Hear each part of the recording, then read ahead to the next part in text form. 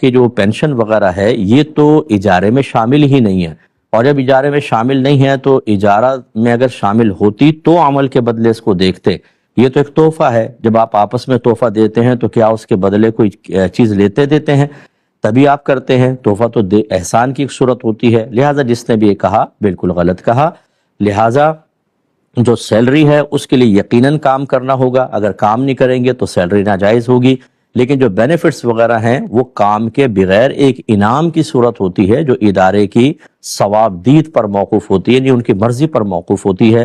لہٰذا اسی وجہ سے یاد رکھیں کہ اگر آپ کی سیلری جمع ہے بینک میں اور آپ کا انتقال ہو گیا، یہ مال وراثت ہے، اور فرض کر لیں کہ جو پینشن وغیرہ ہے یہ دیگر بینیفٹ جو مرنے کے بعد ملتے ہیں یہ وراثت نہیں ہوتے، بلکہ جو بھی نومینی ہوگا جس کا آپ نے نام لکھوایا ہوگا صرف یہ اس کا حق بنے گا۔ اگر یہ اجارے کے اندر شامل ہوتا تو پھر لازم سی بات تھی کہ یہ آپ کی ملکیت میں گویا کہ آ چکا ہوتا، اور پھر اس میں بھی وراثت جاری ہوتی۔ اس سے بھی دونوں کا، سیلری کا اور ملنے والے بینیفٹس کا ایک فرق واضح ہوتا ہے کہ اس میں وراثت جاری ہوتی ہے، اس میں وراثت جاری نہیں ہوتی، بلکہ جس کا آپ نے نام لکھوایا اس کو ملے گا۔ لہٰذا اس پینشن وغیرہ کے لینے میں کوئی حرج نہیں ہے۔